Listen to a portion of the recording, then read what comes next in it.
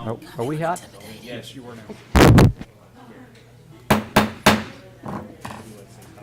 Good evening and welcome to the Spalding County Board of Commissioners special called meeting. It is Tuesday, June 27th, 2023 at approximately 5 p.m.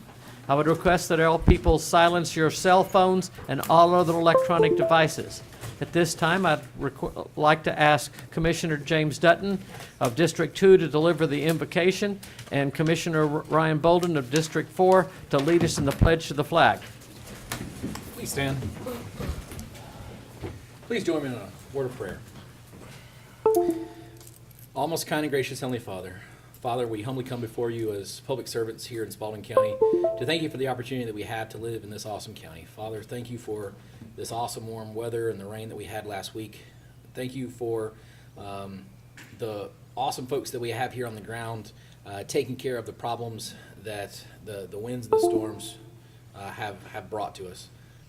Father, please help us to be guided by thy Spirit tonight and knowing thy will here in this county that we can proceed in a spirit of harmony, looking forward to the best interests of the taxpayers and citizens of Spalding County.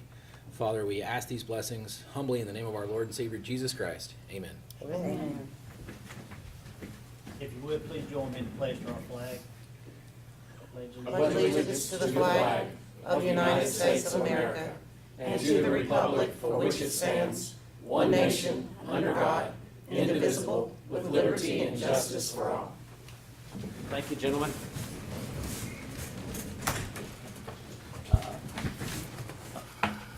Mr. Chairman, I'd like to make a motion to amend the agenda to include a new heading for public comments.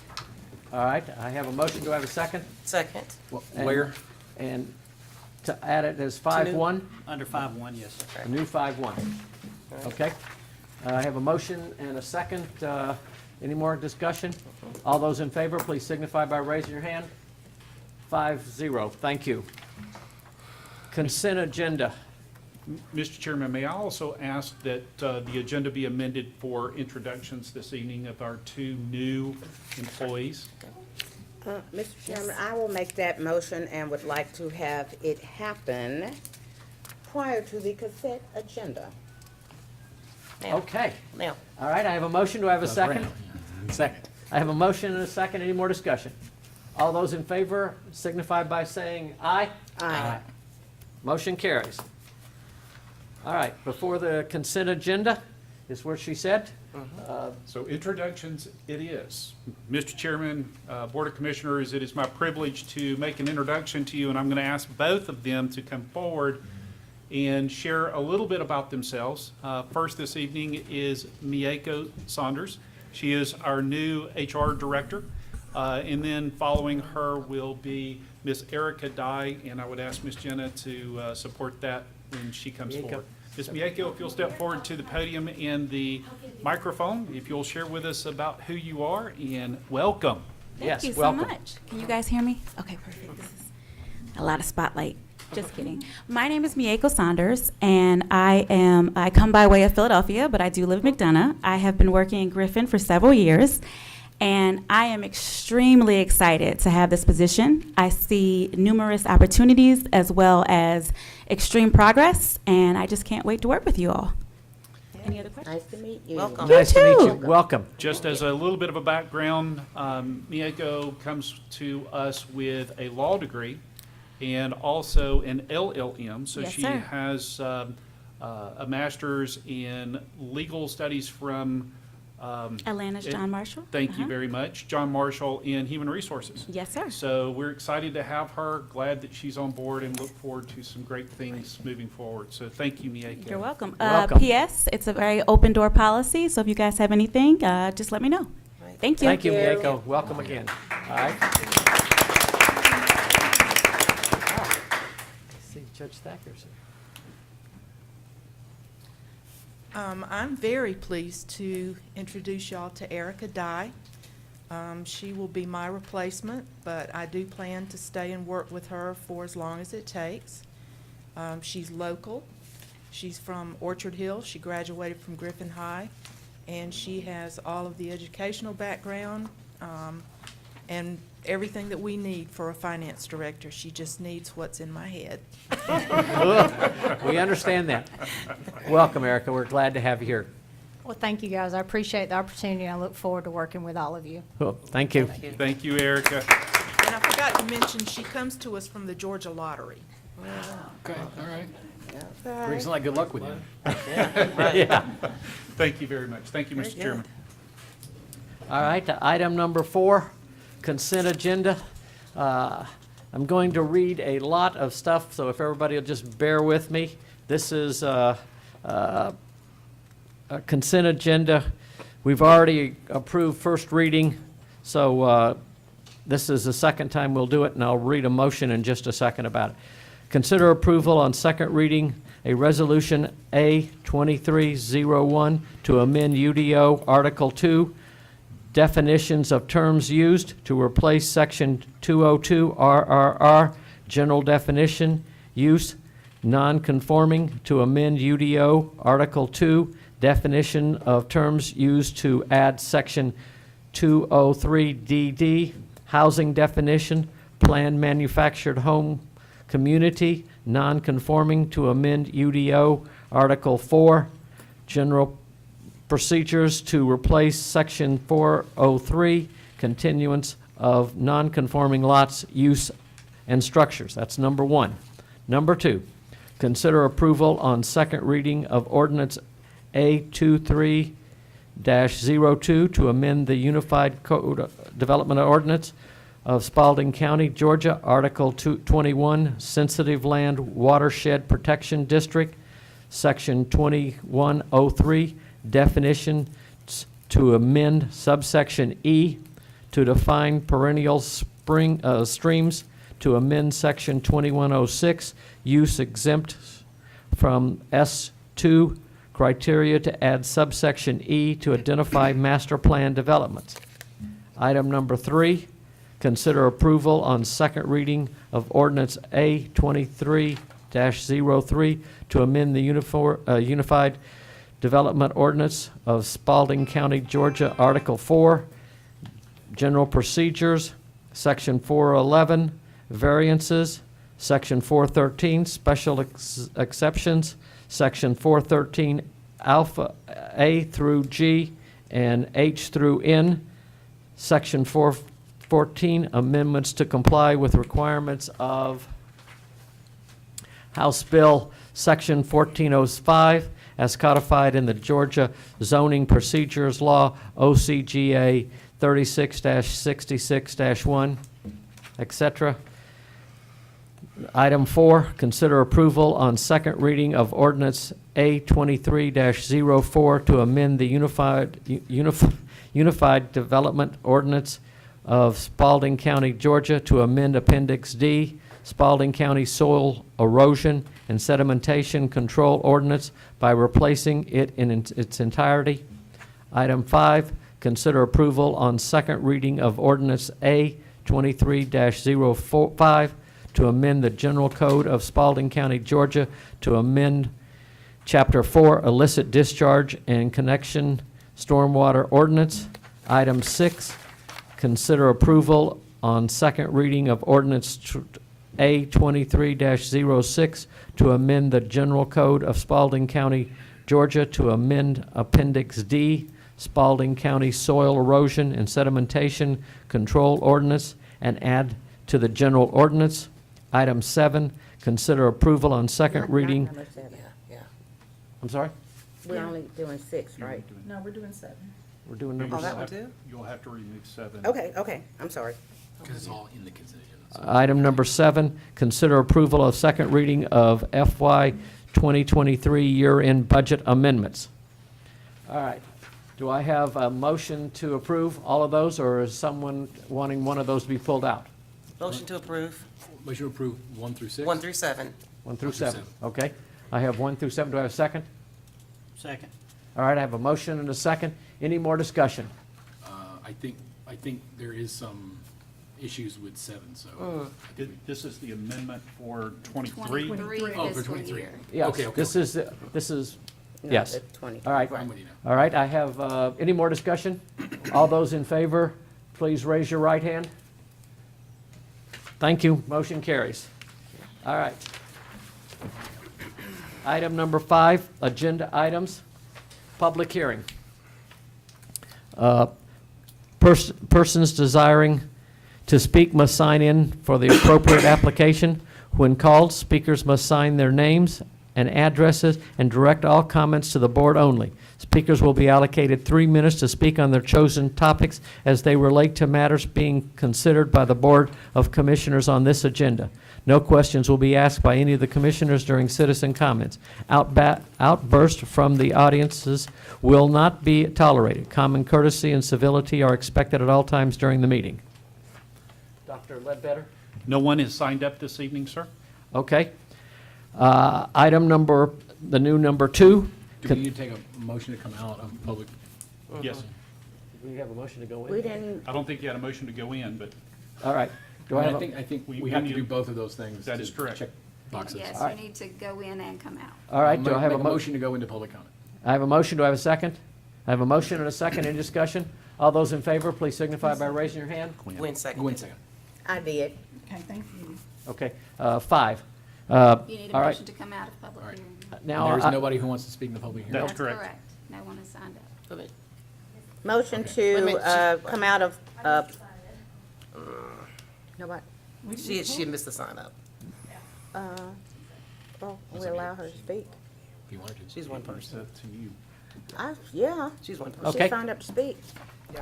I assume you missed the time to, Y'all were praying when I walked in, sorry. yes, please come forward, state your name and address, Public comment. public comment. I'll just sign in. Thank you. Good evening. My name is Brittany Cobb, and my address is 1205 County Line Road, Griffin, Georgia, 30224. And I just wanted to make a public comment regarding Orchard Hill and the city. I'm not sure what services are lacking, but is there anything that the city can do to maintain its cityship before it is no longer a city? Well, thank you. So everybody understands, this is an issue that is going on with Sunnyside. At 1 January, Sunnyside will no longer be a Incorporated city. incorporated city, and Orchard Hill is, could be in the same situation, and we're looking very closely at it. There's certain requirements you must do to be an incorporated city. Mr. Chairman, would you Steve, make sure that you have a conversation with her to explain what's Yes. going on Brittany? about that? Yes, ma'am. Please, Thank you. thank you. Steve will get, you two will get contact, please. Thank you. I make a motion that we come out of public hearing. Second. All right, I have a motion and a second. Any more discussion? All those in favor, please signify by raising your hand. 5-0, we're out. Item number 2, the new number 2, consider adoption of the FY 2024 budget ordinance on second and final reading. Dr. Ledbetter. Mr. Chairman, I believe we have covered our budget a considerable number of times. So at this time, I would entertain any questions that the commission may have with respect to the fiscal '24 budget. We had a number of items that I think Commissioner Flowers-Taylor gave to you before we wanted to be able to do this. We did. There were 3 items that were of particular concern: spay and neuter to relieve the overcrowding at the animal shelter, ensuring that we had adequate funding for the Land Bank Authority in support of reducing current inventory of houses owned by LBA, and then programming for the Economic Prosperity Initiative. Those were the 3 items that we had discussed at our last meeting. Staff has reviewed those and provided 2 options for the board's consideration, and you have those in front of you on your dais. And can you kind of tell us where these figures are coming from? Yes, so inside of the budget, there was $500,000 for the Griffin and Spalding Development Authority funding for fiscal year '24. The request was to remove a portion of those fundings from that source and to disperse it across the 3 areas of consideration. The first option was to place, option number 1 that's listed on your sheet, place $25,000 in spay and neuter to relieve the overcrowding at the animal shelter. The Land Bank Authority, in support of reducing the current inventory, would increase an additional $65,000. And then the Programming for Economic Prosperity Initiative to be placed as a line item in the recreation budget at $10,000 would reduce the Griffin Spalding Development Authority from $500,000 to $400,000. Option number 2, the Griffin and Spalding Development Authority funded at $450,000 instead of the $500,000, a reduction of $50,000 overall over fiscal year '24, would afford spay and neuter to relieve overcrowding at $25,000. The Land Bank Authority would increase $15,000 over the approximate $35,000 that's currently budgeted, and then would still afford the EPI through a line item placed in the recreation budget at $10,000. Comments? Yes, Mr. Chairman, I did ask, my own preference is option 1, and I will tell you why. How we got to this place, the $500,000 for the Development Authority. At one point, we were not funding them at all. And then as our budget increased, we were able to get up to funding them at $200,000. And I remember that Chuck Copeland and David Lucky came to our meeting to ask us for more funding, and we said to them, if we were to bring you up to $500,000 over a several-year period, will you be able to buy land? And that was how we got from 200 to where we are now. To my knowledge, they have not been able to secure that piece of land. I don't, I can't count their money. But in the years that we talked about really reducing their budget, except for the year that they volunteered not to accept any funding, they have always come if it's really going to be a hardship. And since I got to give it to Commissioner Dutton. He has been a great cheerleader for them, but because they haven't come to us and said, this is going to hurt me, I think this is the easiest movement without changing the final numbers in the budget. We also don't know what that cost is, what I call the legal cost, or the cost of running the Land Bank Authority. We said we give them 18 months. Well, clearly the approximately $35,000 that we were giving them is barely going to cover the salary of the director and maybe his assistant. So the city may come to us and say that the budget will only increase $40,000. We will have this money set aside. If we don't use it for that, we can always give it back to the Development Authority. But if we don't have it in our budget, there's no chance of us not getting it. And I don't think any of us want to be in a position where we're not able to do our part in that funding with the city. So that was the suggestion for that. The other thing is that a lot of people don't know what the Economic Prosperity Initiative is. But it is the core group that started doing the oral history for Spalding County. They made up the group of people who did all of the work, community work at Rosenwald, they helped UGA to oversee the garden, which if anybody's been over there, it's absolutely beautiful. It's an oasis in the middle of nowhere. And all of this funding happened with the work and the money that we spent at Fairmont. So this is kind of a full circle thing. They have electricity and they have water bills. Those things are being paid by the Housing Authority. They have been being paid by the Housing Authority for 10 years because the Housing Authority property is there. But if you have members of the collaborative, the chamber, the city, the county, the Housing Authority, and nobody is helping to pay the bill, we're not really supporting them for what the mission is that we wanted them to do. So that is why I was asking for that increased funding, because for EPI in the past, the collaborative has asked for funding for them, but all of the funding has been for staff. There has been no program money. And if they have managed to do what little bit they've done over there in terms of that area and changing and involving the children and the people in that community, with only funding from the Housing Authority, how much more will they be able to do when we are providing support to them? Our group, Kelly and her group, are very much involved in EPI, so I feel that adding this money as part of their recreation budget will help to monitor what it's being used for. And Kelly is a very good steward of money.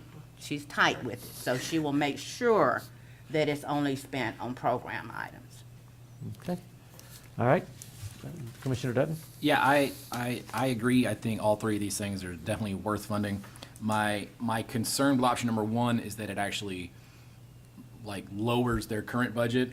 So we were moving from 450 to 500, going and keeping them at the same budget actually, does in a lot of ways make sense. But then how do we actually get the Land Bank Authority funding to where we want it to be?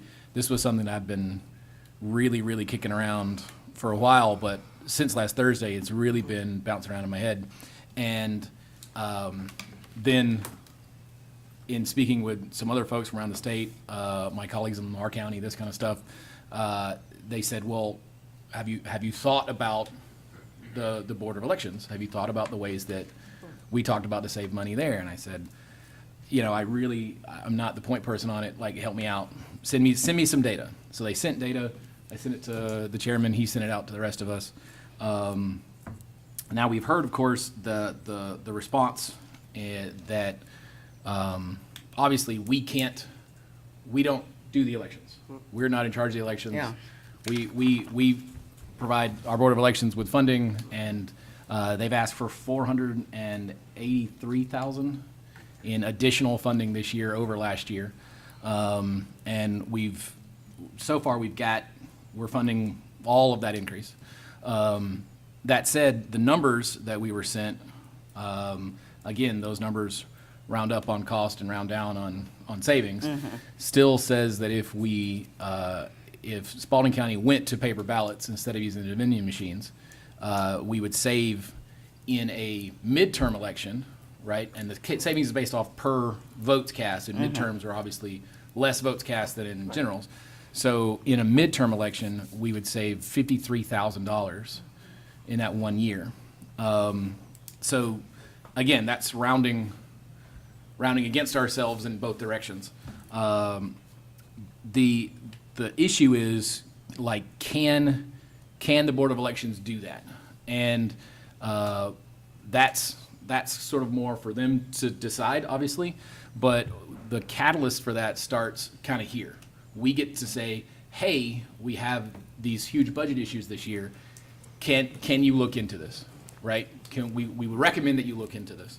When we received Stephanie's email, hey, municipalities can do that, but counties can't. I went back to my friends in Lamar and said, hey, you guys just went to this. I know Athens Clark just went to this. I know DeKalb County has used it. Like, how aren't they getting sued? How are they getting away with it? And so they sent me to a DeKalb County attorney who has sent me a legal letter that I'd like to read into the record. He's a little bit stronger in the wording than I would have been. So these are quotes from Bernard and Johnson LLC in This is a Decatur. county attorney's letter? Or is this just an No, attorney? this is an election attorney. Okay. They specialize in Okay. doing this specific type of stuff. Attorney of Board of Elections. Again, I'm reading from this letter to county commissioners, board of election members, or others whom it may concern. I write to you in my capacity as a concerned citizen to highlight and emphasize our shared commitment towards the administration of free, fair, and trustworthy elections in our country. It has been brought to my attention that there are increasing concerns about the practicability and public trust in the use of voting machines in the upcoming elections. Furthermore, it appears that there are county attorneys that consistently are attempting to cause fear among the public officials, namely Board of Election members and county commissioners, in order to discourage them from exercising any power or authority to increase trust in our election system. This letter aims to point out the legal grounds on which the county election board and the county government have the authority to choose to use paper ballots over voting machines, and encourage that they use their power as elected officials to stand with the public trust and not with monetarily interested politicians and their consultants, in order to restore faith in our electoral system.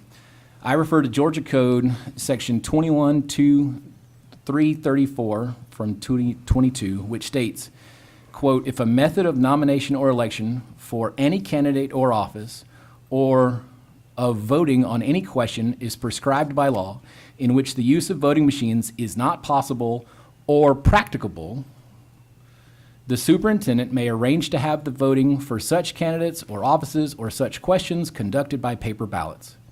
In the spirit of this law, the ongoing issues with voting machines, their credibility, and the potential inability to ensure fair and free election, as shown by Democratic primary vote in DeKalb County, Georgia in 2022, indeed render their use impracticable. The multitude of candidates seeking nomination of or elected office or other reasons contribute to the impracticability of the voting machines. In these circumstances, the law provides for the use of paper ballots. Furthermore, the current practice of using electronic ballot markers producing quick response QR codes poses a significant problem. As per the official Code of Georgia annotated OCGA section 21-300, any electronic ballot markers must produce paper ballots in a format readable by the elector. Unfortunately, QR codes do not satisfy this requirement, as they are not readable by the elector without the use of specialized equipment, thereby undermining transparency and trust in the electoral process and rendering their use impracticable. Therefore, in accordance with Georgia Code Section 21-334 and OCGA 21-300, it is my opinion that it would be both appropriate and legal to implement the use of paper ballots in the upcoming election to ensure its smooth conduct and the maintenance of public trust. I kindly urge you to consider this proposition to switch to hand-marked paper ballots for the upcoming election. The essence of democracy lies in fair and transparent voting process and the trust of our fellow citizens in that process. It is our collective responsibility to safeguard the integrity of our electoral system. Thank you for your time and consideration. I look forward to your prompt action to address these concerns. With regard, I am Jordan, aka Alex Johnson. This is the same justifications, legal justifications, that DeKalb County has used, Lamar County has used, and Athens-Clarke has used for their boards to do what I'm suggesting we do tonight, and just ask our Board of Elections, hey, instead of increasing your appropriations $483,000, we just go to $433,000, and then we move that 50 into the land bank as well. Thus, instead of giving them the 15, going all the way to the 65, and then we take the 50 from, we do the option 2, right? And take the 50,000. 50,000 from the Development Authority. You know, I've reached out to the Board of Elections. They've gone to a lot of trainings. They've looked at these numbers as well. Ultimately, it'll be up to them. But again, I think there's significant cost savings. They seem to agree with me. And again, we certainly have the same legal authority that Lamar, Athens, and DeKalb counties have done to do this. No one's sued them. No one's got onto them. The AG's office isn't, and the SOS isn't, mad at them either. So they clearly have the legal authority to do so. And I appreciate that. But may we defer just to our county attorney also, just to kind of give some insight? You sent the email yesterday, but. As a Lamar County resident and voter, I can tell you that they've never used paper ballots in the 15 years that I've lived there, including at the last election. So I'm not certain about what Lamar County is doing. Perhaps the city of Barnesville or the city of Milner have used paper ballots, but municipalities are different. The law is clear and unambiguous. OCGA 21-300A1, the equipment used for casting and counting votes in county, state, and federal elections shall be the same in each county in this state and shall be provided to each county by the state as determined by the Secretary of State. That is currently the Dominion voting machines that are certified to us by the Georgia Secretary of State. The Georgia Secretary of State determines that we cannot use those. We are required by law to remain uniform as a county government. Municipalities are treated differently. Okay, thank you. I want to hear what the elections folks are saying. We got Kim in here tonight. Yeah, Election Supervisor Kim Slaughter is here, as far as the budget is concerned, she can certainly defend her numbers, and we've talked about the many unfunded mandates that have been passed on to our Board of Elections by the state legislature. And the numbers are staggering in the amount that we are required to provide, the services that we're required to provide. The costs are astronomical for just the things like the security paper that we have to purchase. But also, the enabling legislation and the most recent revision to that legislation, House Bill 769, basically just reiterates that the county pays for elections out of its budget. So regardless of whether you reduce the elections budget or reduce somebody else's budget, if the Board of Elections budget goes over, you will still be responsible for paying it. So, I mean, Well, yeah, I get that. What I don't get is if we're already using Dominion machines, why do we have $500,000 more in expenses? I mean, that's my question. I'm not trying to challenge you with it. Actually, because in this fiscal year, in fiscal year '24, there will be more elections than there have been in the last 3 election cycles. If you'd like to hear from Kim, I'm sure she would. And correct me if I'm wrong. My understanding was that we were accepting their budget except for the requested pay raises. I'm looking at you. correct, because I don't think we didn't, That's correct. yeah. Okay, so do you have any idea what the sum total of that was from the overall budget? Like with the pay raises? Without, yeah, what was the difference in what The they were savings asking there. for? $392,000. And they asked for 480. What? So without the That's pay raises, That's it's the difference between what 483. last year's budget number was and what the fiscal year '24 numbers are. It's $392,000. So yeah, I get that, but my understanding was when we discussed this, we discussed that all employees are only getting a 2% cost of living. Correct. And so if you back the rate increases up that they had requested, I know you can't figure that out right this minute, what is the difference in that? And what they asked for and what we approved? So the request, let's see, total request, let me make sure I've got the right one.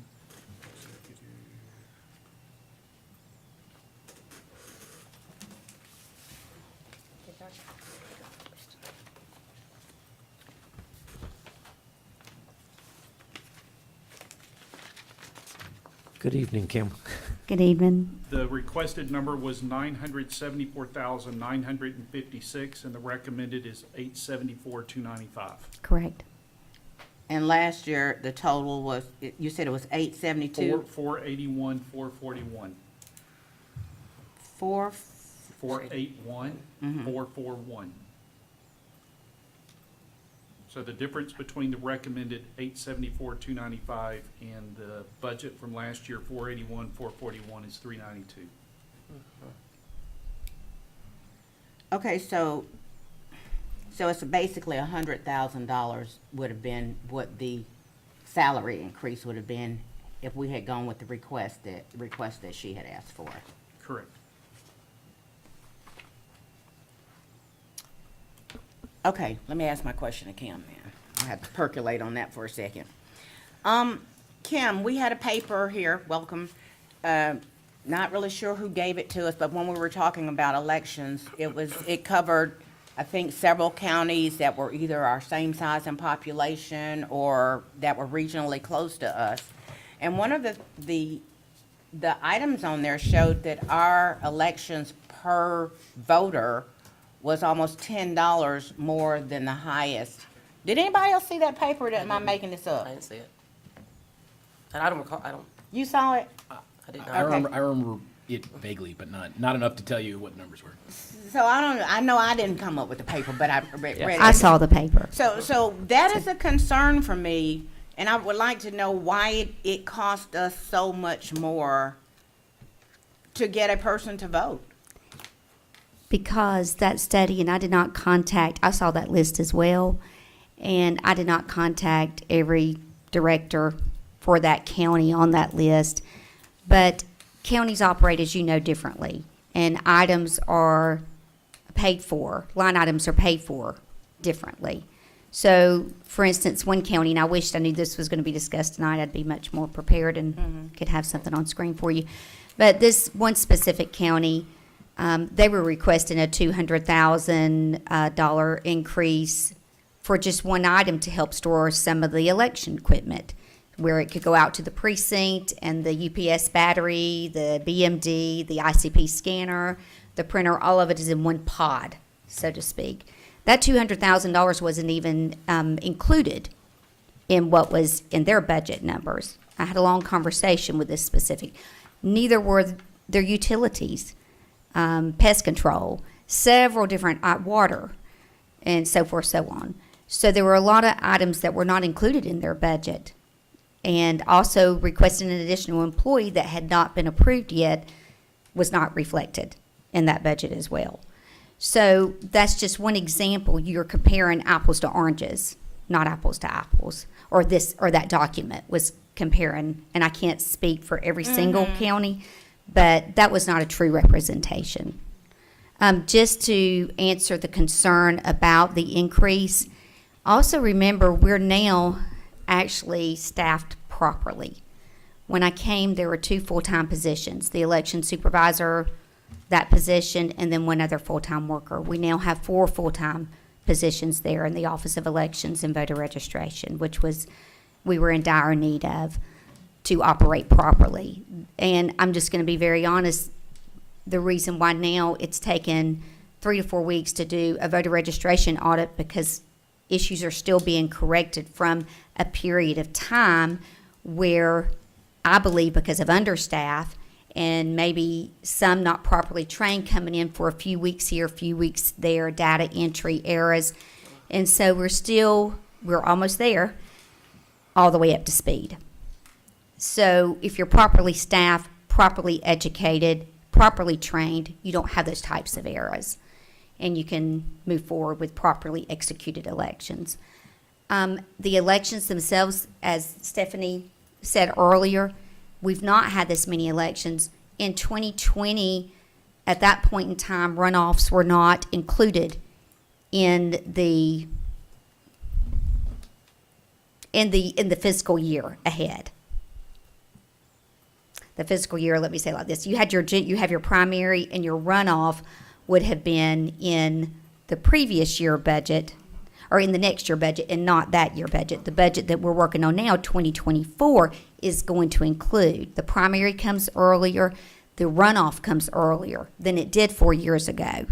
So you have more elections within that period of time. We also, in that budget request, it reflects a request for a special election. We may not have a special election, and I hope it doesn't happen, but you don't know if something's going to happen to someone, if someone in a position like yourselves is going to either resign automatically, pass away, hopefully not, all those types of situations. So there is a special election in there that is accounted for, because I would rather be upfront and say, hey, if we have a special election for any reason, then this is the amount for it. And that, any reason could include a SPLOST. Exactly. But whenever we just like here at the county, when we fund you, you do whatever you are gonna do with the money. We're not coming back behind you to say, you did this for special election. So if the special election doesn't happen, then that money just kind of gets eaten up into your budget. That I'm not good with. And I understand what you're saying, but to me, that's extra. Well, the only reason it was eaten up in the past this past time is because our office was not in proper condition to conduct elections. We have played a lot of catch-up, storage, things that you need to be able to prepare for election, to run an election. So I'm just telling you, there was a lot of catch-up in putting the office in the proper, and there's still some catch-up to be done.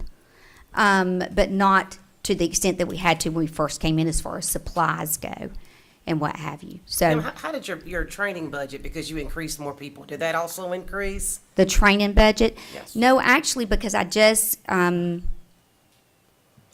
base it on GAVREO, which is the Georgia Voter Registration and Election Officials Conference that we go to. And I just usually budget 2, and I budget 2 board members or 3 board members and not the full board. Now, they can opt to go if they want to, but most of the time they do not, so I just cut the budget.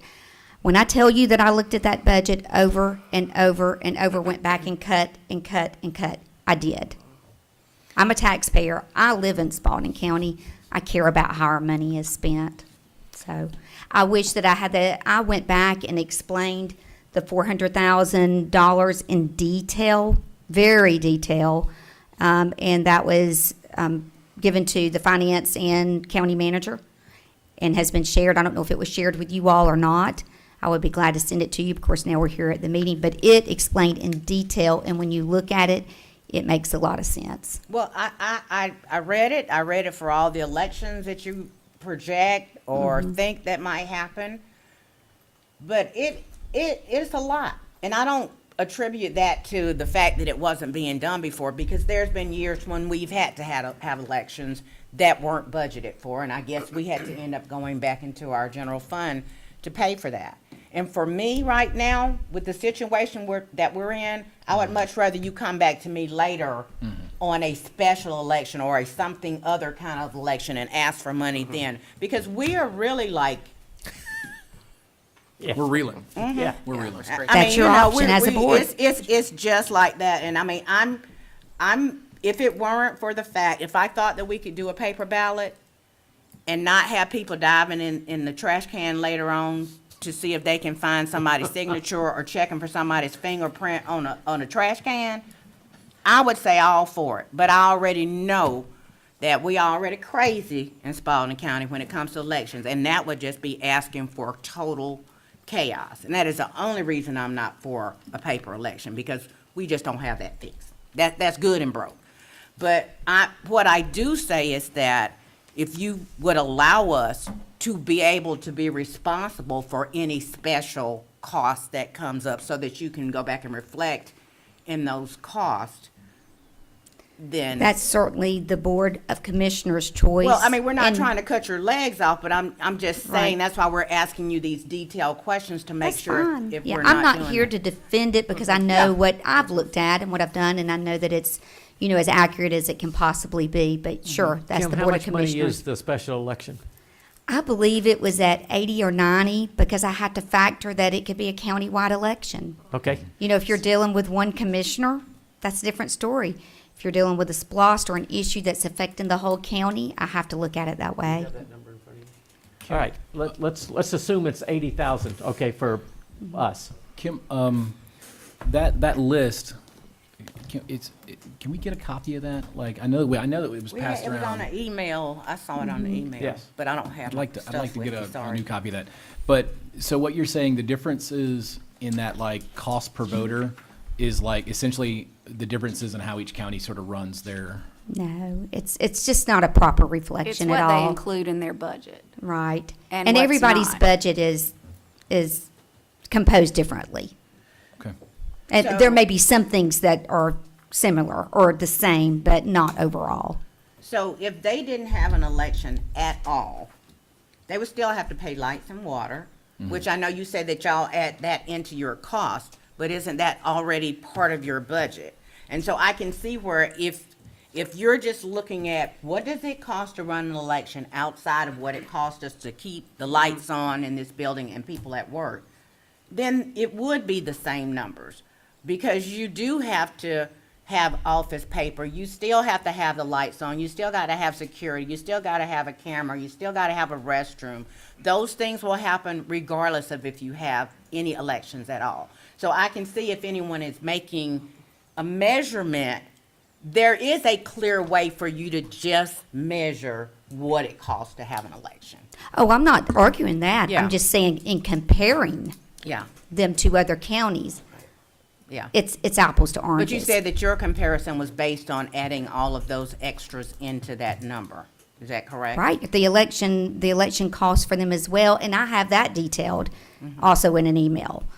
So, Okay. Yeah, I thank you. guess Yeah, I from what I don't- said, you know, as it is in the budget, you know, I'm okay with leaving it, whatever is in there without making any additional changes. And we can always revisit this, I would think, in the future, right? I mean, right now, it's whatever is incorporated, we voted on Dr. Monday, Ledbetter, do you have which is numbers?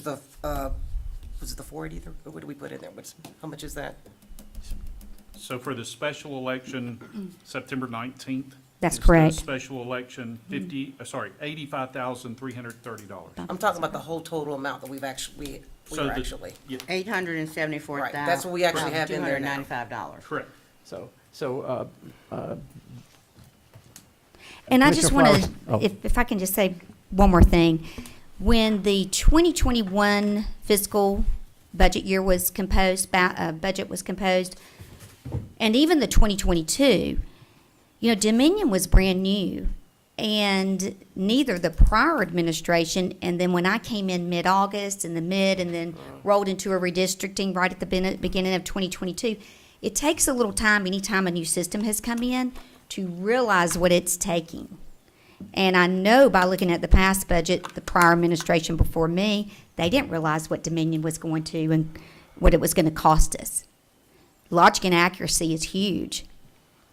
And it's just all those the equipment that you have to use, the labor cost. So, So the state provides you with the machines, but we have to pay for them. the state That's provides like- us with the And bulk of the updates machines, and the but we have storage purchased and some on our own as well. Say again? The state provides the bulk of the machines, but when I came, when my tenure began, I noticed that prior administration had purchased some poll pads and an ICC scanner that we pay a license and warranty on as well. And when they break, we have to fix them. Correct. Well, when any of it breaks now, because we don't have a warranty on any of the equipment other than what we own, Spalding County owns. So what is your capital plan for replacement of voting machines? Do you have a plan where you're repurchasing new ones every 2 years, 5, every 2 years, 3, every 1 year? I mean, you're saying that each year you have to get some new ones, right? No, I didn't say that. Okay, but No. you have new ones in your budget for this year. Poll pads, not ICCs, not ICPs. ICPs being the scanner where the voter scans the ballot, not BMDs, which is your ballot marking device, and not the scanner that counts the absentees. Only poll pads, because now they're going to, not poll pads, excuse me, they're additions to the poll pad, which is going to increase how quickly we can process a voter. I can go into detail with that if you want me to. No, Okay. I'm just trying to understand, you're not buying voting equipment, machines? No, this year. not machines themselves, no. Okay, and But the we last have time you bought budgeted- them was, Well, 2020, when it was, 2019 is Right. when they came in, but 2020. Yeah, there's been since I've been there, we have not purchased any brand-new voting equipment. okay, but in your budget, do you have a line item for any, if you know? We you have for need 'em? repair, because we don't have the warranty, of course, other than the few that we own, which are a couple of the ICPs and 6 poll pads, I believe. Trying to remember your question now. But the I'm budget, good. no, the budget. It's terrible. No. You know, and I know this is not you. It's I okay. just get so disgusted with the state. It's just And, to make me and sick. believe me, I understand. I do. But what I was going to say is there's a line item for repairs, and there's a line item also in there to purchase the stands, the printers, the thermal paper that will enable us to process voters quicker. We are going to an e-pulse, real-time processing. beginning with this municipal election, and it's changing how the poll pads work. We will be able to see, instead of relying on knowing, again, not all of this is state mandated. Not all of this specific line item is mandated. But if we don't do it, you're going to have the complaints of early voting. So just understand that. Who wants Okay. that? We're- James? I think it's important that Ms. Lauer knows, and that the Board of Elections knows that they're in charge of elections. That Cool. we're not standing in the way of No. whatever they want to do. We agree. And that we all agree that, according to the code sections, you can follow those laws. Sure. How you deem, and how that board interprets those laws. And that if it's deemed impracticable, or if it's deemed illegal, or you must do it one way or the other, that's up to you guys. And that there's nothing from us holding you back. We encourage you to do that in the cheapest, most practical way possible, according to how you guys decide that is. And I think that's everybody involved here, right? Like, we're Yeah, not I mean, involved there. Our job is the funding piece. That's what we do. Right. So, I mean, I appreciate. And I want to take the moment to say, I appreciate each of you, and I truly mean that. I wouldn't want to be in your shoes, just like you want to be in my shoes during election time. But I appreciate, because I know that this has been a very heavy task, a burden, et cetera, and I do appreciate what you're doing. With that said, I do want to express the importance of this real time. We didn't have control. When I say we didn't have control of our poll pads, this is going to put us in a better place where Spalding County has control of our poll pads. If something happens, goes down, we have the authority. We have the ability to control that and right the wrong. And we are not Awesome. dependent Awesome. on a company to do That's so. important. And Chairman Davis can, we being the Board of Elections. The Board of Elections, staff. not us. No, So we. we can see, in real time, you can see an issue, you can see if a poll pad is disconnecting, and that way you can get to the poll workers on election day, what they need, so forth, so on, so. Chairman Davis can speak to issues with the poll pad Yes. in 2020. I can speak to him pretty specifically, yes. Yes. Now, let's just get back and try to get back to where we are. Yeah. We're talking about, are we interested in the $85,000 for special election? Moving it around. Gwen, do you want to wanna pull for- that do you back, wanna- put it in the land bank, and then if that's needed, I mean, because we're gonna have to Find it again. find it again. If unless It's gonna be tough. there's some other It's tougher to decision that bring they it back make to out. move money from their Yeah, budget I mean, somewhere else. because, but- and the reason I'm saying that is because we're not allowing anybody to be in their budget to be thinking, oh, somewhere down the road, I might have an Whoop. expense. Yeah, there's nobody else. No other department Yeah, has that. we're not letting anybody do that, so, yes. And we have, the exact same situation truly with the sheriff. He Yep. could put stuff in there, and we would have to pay for it. But, Right. we're not allowing that.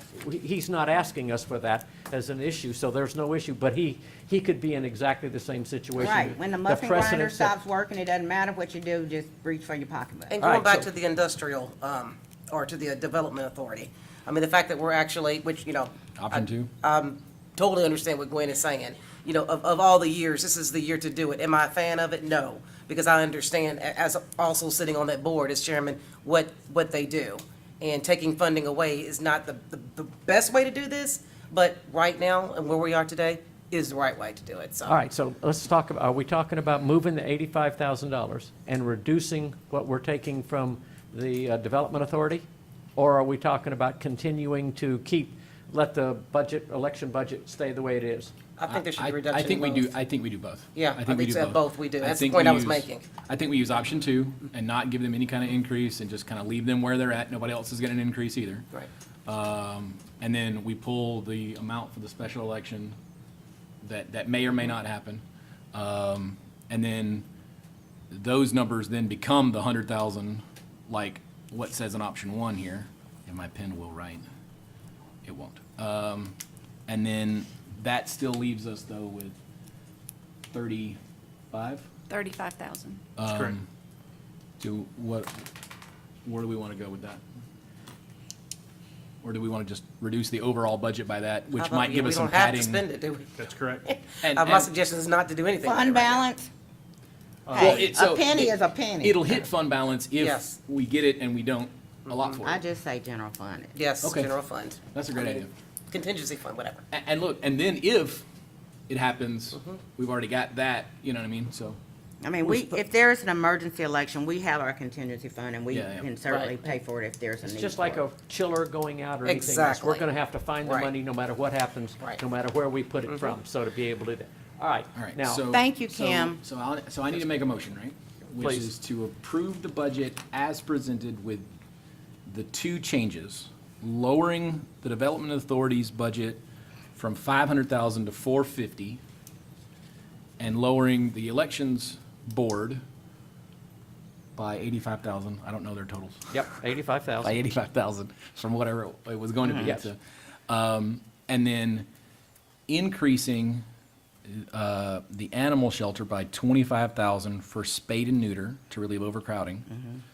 Land Bank Authority by 65,000 in support of reducing current inventory of houses owned by the land bank.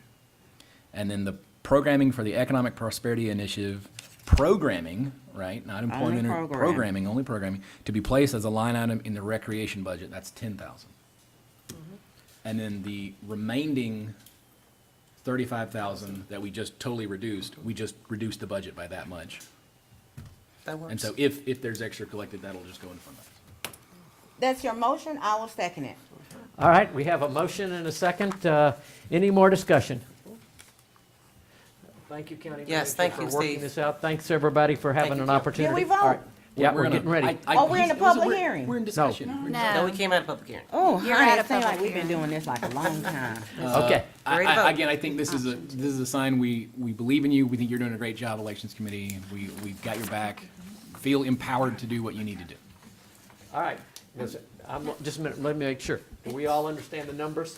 I'm looking to make sure that. the option two number would not increase the land bank authority by that much. It would, with the addition of the money that was removed from elections. Yeah. But that, okay, I just thought that wasn't the plan. No, We're was to taking just move that $85,000 away from But, elections. and we're- you're giving 50 somewhere else, Yes. gotcha, okay. So it's And then the other option 35, two we're just plus reducing the 50. budget by. All right. We'll make sure the staff is all square. Yes. Okay. Any more discussion among the commissioners? No. Stephanie, because we amended between first and second, we don't have to have another No. reading, right? No, Okay. you do not. Thank Okay. you. All right. Checking her Now, this is the bureaucratic vote checklist. to approve the agenda, the budget for year. calendar, for fiscal year 2024. This is the final vote. Yes, it is. We're all square on it. I want to make sure everybody's looking and saying, yep, I understand what I'm Trash and voting. everything is Chairman. still in it, nothing has Yes. changed, we haven't taken We have anything not out. closed collection centers. Please make sure that that's known. No changes to trash, okay? All right. All right. All those in favor, please signify by raising your hand. 5-0. Motion. Yay. Oh, Jesus, thank you. All right. Thank you. New item 3, consider approval of a resolution to create a new department in the FY 2024 budget entitled Spalding County Probation Services and authorize funding for the newly created department. This department will have no, I want to say again, no financial impact on the 2024 approved budget. Dr. Ledbetter. I would actually offer the floor to Judge Thacker this evening, Mr. Chairman. Welcome, Judge Thacker. Thank you, and I have a special guest, which is the director of the new department, so Ms. Matthews, if you'll come up. Okay. Please come forward. Who I Judge can Thacker- state in my place as somebody who works over there is also awesome. I know we're very familiar with Judge Thacker and how great he is, and Alexander Hope, how awesome they are over there. But I'm going to put in a special word for one of the newest, department heads here. So Yes. So as you all are well aware, this has been a passion project of mine for 6 years. And so just the context of what this is for everybody, when misdemeanor probation for a very long time was the responsibility of the state of Georgia. About 15 or so years ago, they handed that off to each county and said that you can either create a department or you can hire a private company. And so Spalding County hired a private company. Judge Essery handled that well for many years. And when we came on, Ms. Matthews was the Chief Probation Officer at Judicial Alternatives of Georgia, JAG.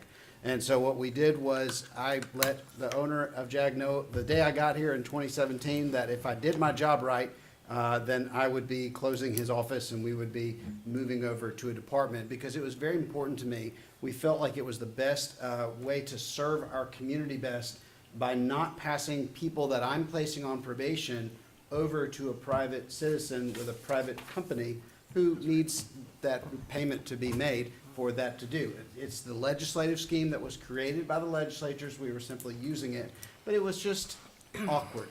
And so this project has been 6 years in the making, and I'm so incredibly grateful to be here. I'm so pleased with all of the times y'all have let me talk to you about this, whether you wanted me to or not. And this is just a great day. So what's going to happen moving forward is that from, it's effective July 1, because you all have done this, and thank you. Spalding County citizens, the people who are on probation with the Spalding County State Court will now officially be supervised by a Spalding County department.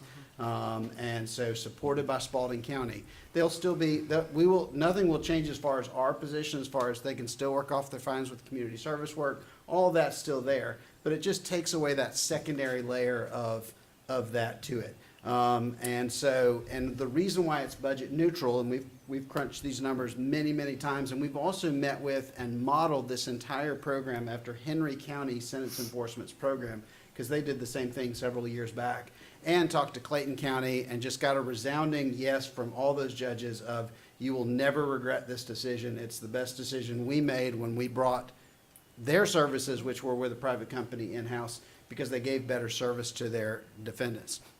And so the money that the defendants currently pay to the probation office, that money stays with the probation office. Well, by having a department, that money that is paid to the probationers, by the probationers, will come to Spalding County. And that's how it's a revenue neutral thing, because obviously it's a private company who makes a profit off of it. We're simply trying to break even. And so that gives us extra margin to do it. And of course, the Spalding County State Court has always been very generous with giving people, converting fines into community service. Yeah. We've always been very flexible with folks on that. And we still feel that will not need to be changed at all. We're still going to plan on keeping that. So I just wanted to say thank you, and thank you for putting up for me for 6 years on this project. If anybody has any questions for me, I'm happy, but otherwise I'd like to introduce Ms. Director Matthews. Okay, so Director Matthews, I'm going to tell a little story about how amazing she is, and I want you guys, some of you know this story already, but Director Matthews' instincts about supervising people are amazing. Several months ago, she had a case where somebody was being supervised by our office. She had come to see me and asked me to modify her probation so she could have access to her kid. I gave her this tiny little sliver that says, if you get an order from a juvenile court judge that says yes, you can do that. And so she gets a call from the parents, the guardians, who said that this person had showed up, she had taken the kid, and that they were a little worried because something kind of seemed off, but they thought it was okay. Director Matthews was having none of that. She felt like something was wrong, and so she started digging. She called me. She called Patrick Shepard. She then started bringing in sheriffs and law enforcement from another county to all try to figure out, is it okay that she has the kid? Is it not? And that was not part of what she was doing. Her job was to supervise probationers who showed up at the office that day. But she figured out way quicker than the rest of us did that the child had been allegedly kidnapped, that the kid had been taken without authority. And so she ended up calling with Butts County and then getting with the juvenile court over there. No order was there. Got with me, got every one of us lined up, had all the departments working together. And it turned out that that person had to report to probation that day. And so when they reported at 5:59, she had law enforcement ready, and the child was in the car out in the parking lot. And so, and they had kidnapping charges waiting for this person out of another county. And so my point is that we are bringing in somebody who really, truly understands this. And I could tell you 100 stories about the kindness and compassion she has shown to the people in front of her which is why it was my honor and pleasure to bring her on. She was going to leave and go to Augusta, and I begged her to stay because she would be a wonderful addition as a department head for you all. So, Director Matthews. Good evening, everyone. My name is Marty Matthews. I've been doing probation for about 6 years now. I'm truly passionate about it. I love helping people. That's where I thrive. I love seeing people come in from different walks of life. I love seeing what their weaknesses are, what their struggles are. There's so many probationers that call me throughout the week. Miss Matthews, I just called to let you know I got a job. Miss Matthews, I called to let you know that I got a pay increase. Miss Matthews, can you help me write a resume? Probation is so much more than what people see on the outside. A lot of people don't get to see those inner workings of the things that we do for the people. There are many people that we have to hold accountable, and I have hard conversations with them all the time and tell them, I was like, I know, no one's ever made you do this, but I'm gonna put your feet to the fire and I'm gonna make you do this. And they'll come back later and tell me, thank you for doing that. Thank you for getting my act together. Thank you for making me go get a job so I can get my kids back. There's been so many people that still come by my office, after I've been there many years. Thank you for helping me get off drugs. Thank you for saving my life. If it hadn't have been for you putting that effort in, I would be dead right now. And so, I could tell y'all many rewarding stories that I've had, and that's what drives me to want to do the job that I do. It has nothing to do, people always just think we're mean. Like I said, I just love to help people. And I tell, Judge Thacker is amazing. Any crazy thing that people come to me and I'm like, hey, this person can't do this. Can we help them in this manner? Or this person needs treatment. Can we suspend everything and let them go get the help that they need? He always supports me, and I'm always looking for any avenue to try to help the people. So I appreciate the opportunity. I look forward to getting started with us in July. And being a county employee now, there's other avenues with having access to Odyssey and things that we weren't able to have with private probation that's going to help us protect victims. And be able to take action on people who violate like family violence orders and many other aspects, but that's just one of the small ones that we'll be able to move quicker on. Welcome and thank you. Yes, Thank you. Now I got a question. that's an awesome story, by the way. Okay. Marty, Yes, ma'am. welcome. I would like to know what sort of customer satisfaction feedback do y'all have? And I feel like because this is something new for us, that we need to know if people are satisfied with the encounters they're having with y'all. That's the first thing. Yeah, same thing we did with the public defenders. Yes. I would also like to get some numbers on what the recidivism has been for the last 3 years and what we project that it's gonna look like because we're different people now. That to me will be evidence of how well our probation program is working, is how many people are going back to jail. That'd be great data.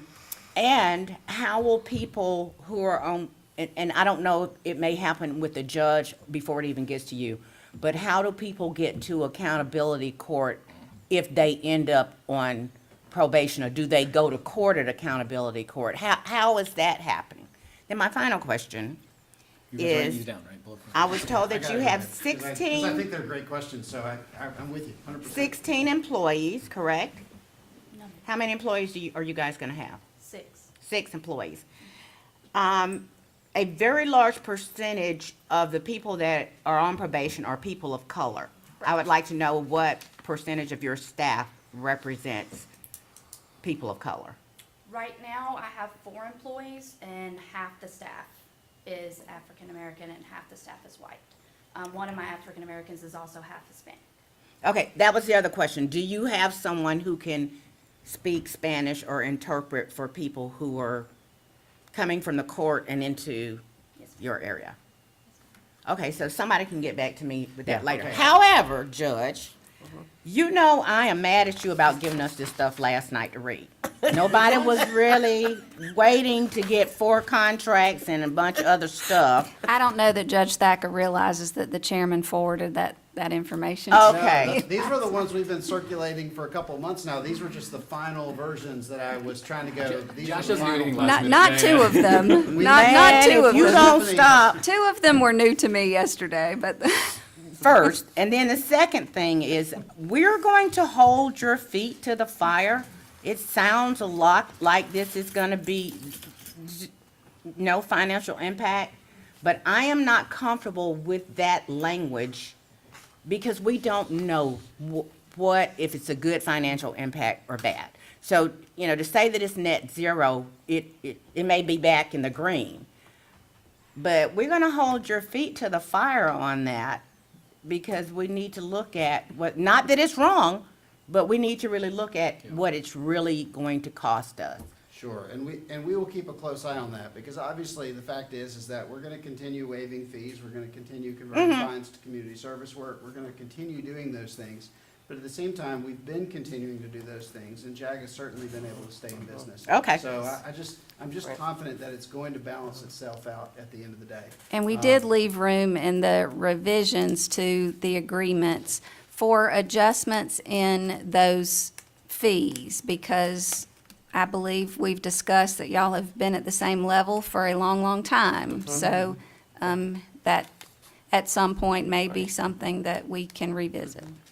Okay, I And as just far as the made all that questions stuff go up about because he recidivism made and me all that, mad, sending us all that Commissioner paper. Flash, as far as your questions about recidivism and all that, 100% on board.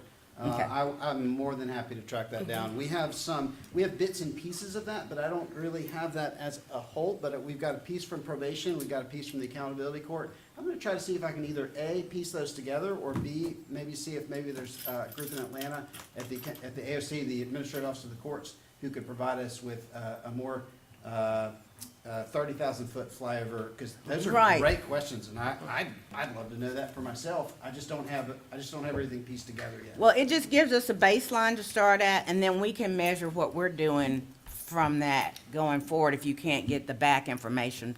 Sure. But, yeah, And I think that would be a I love the idea wonderful of the thing. feedback, and not using Google, because Google says somebody came to see our bar and no one would give them a drink, so. So Google- Right. Yeah, Right. I saw that. You'll see it, it's on there, but. the But short thank you answer guys is for that bring that. We will find a good way to do that, because I really All right, I like got that. two parts here to do. Let's one approve, and then by December, close of the year, come back and tell us where you stand on all the Oh, stuff. that's a great idea. Yeah, okay, I all I right. get just a little bit more if I could.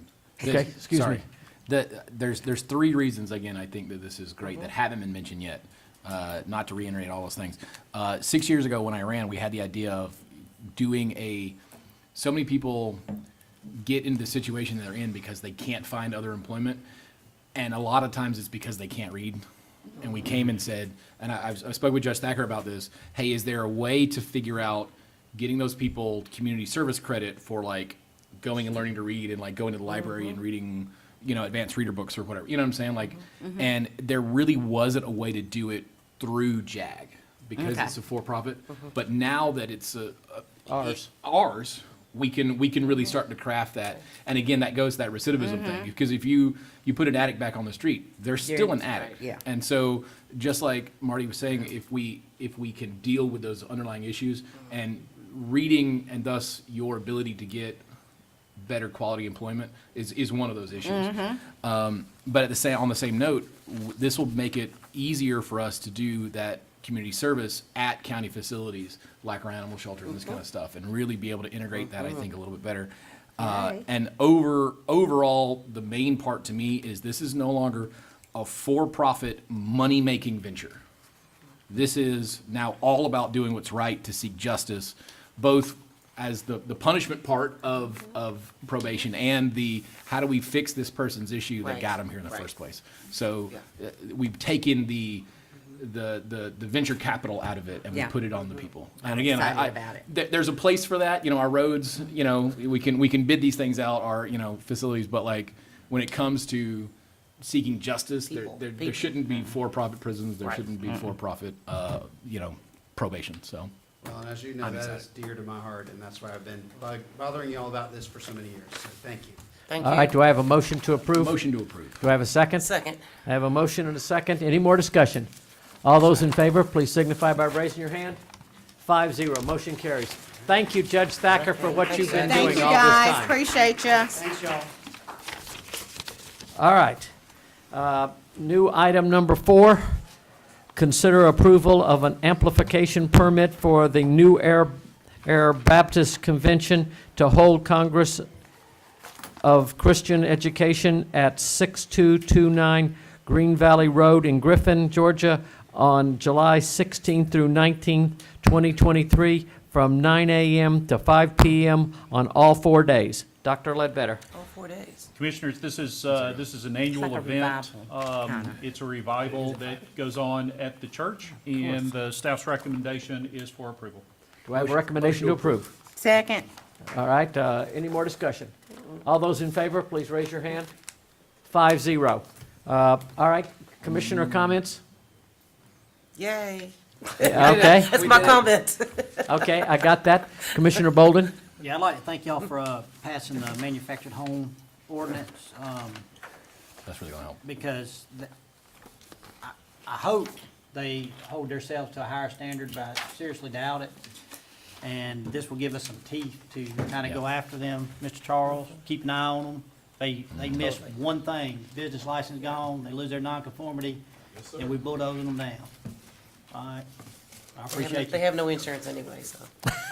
Never I mind. held that in for a week, thank You you. didn't hear me say that. That's why I ain't said nothing in a week. I've been steaming up there over this, but I'm glad y'all got it passed, thank y'all. Okay. Commissioner Flowers Taylor? Kudos to everybody who made it happen. Okay. Yeah. Commissioner Dutton? We did some really good stuff tonight. I think we're really moving the county in the right direction, even through the real economic downturn that we're in and the, disaster, the Right. literal disaster area that we're in. So I'm glad that was a 5-0 vote. I'm excited to see where our awesome Board of Elections takes their authority to go and act. Let's hope there's no special elections. Can we do that? We all just- One more thing, I just wanted to get a thought from you guys. When I was at the Three Rivers meeting the other day, Paul Gerald, who is the Department of Community Affairs guy, was there saying that there is state funding, I think he said up to $50 million with no match for communities who want to develop workforce housing. You can buy land with it, you can actually do development with it. I would like to explore it and get more information, because that's one of the issues that we're talking about is workforce housing, and there is not a single place to live down near our industrial park. So if there's an opportunity for us for a grant, then I will try to get that information and get it back and see if we can make something happen. We're running kind of good on the luck with the grants right now, so we may as well try to keep it rolling. Absolutely. That's all. Yeah. I have a lengthy comment I'd like to make. During our town halls, I had 3 gentlemen walk up at one time and say to me, "I'd like to talk to you about your crystal ball that you use to decide on where developments are going to go in the county." I had to laugh first because of the way he said it, but more importantly, I was saddened that he doesn't, the 3 of them don't understand how we do the developments and how we do this kind of stuff, Charles. So everybody understands, we have a comprehensive plan. It is very specific in where we want people to develop in our county. It is not wishy-washy. It is very specific in what we're trying to get done, so that everybody kind of has a flavor for it. In 2017, we started saying in an old comprehensive plan that's carried forward, we want residential housing in the northeast quadrant. Right now, in the northeast quadrant, we're getting ready to put at least what I think is 4,000 homes in there, teaming in 155. In the current comp plan, we say very specifically on Arthur K. Bolton, Highway 16, we're going to put manufacturing industrial parks there. Now, I hope that doesn't come to, every time we get ready to talk about it, it comes as a shock to some homeowners. I'm telling you, we've been saying this for a long time. Decades. This is where we're going to put stuff. When people ask me, crystal ball, there shouldn't be a crystal ball at all. All of us here know the comprehensive plan. We follow the comprehensive plan.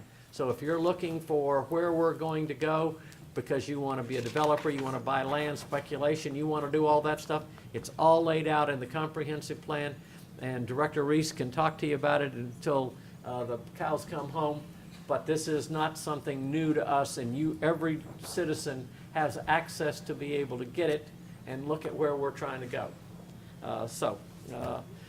The comprehensive plan is important. Please take an opportunity. It is a comprehensive plan to 2042, so we're not talking about just the next 5 years to be able to do it. All right.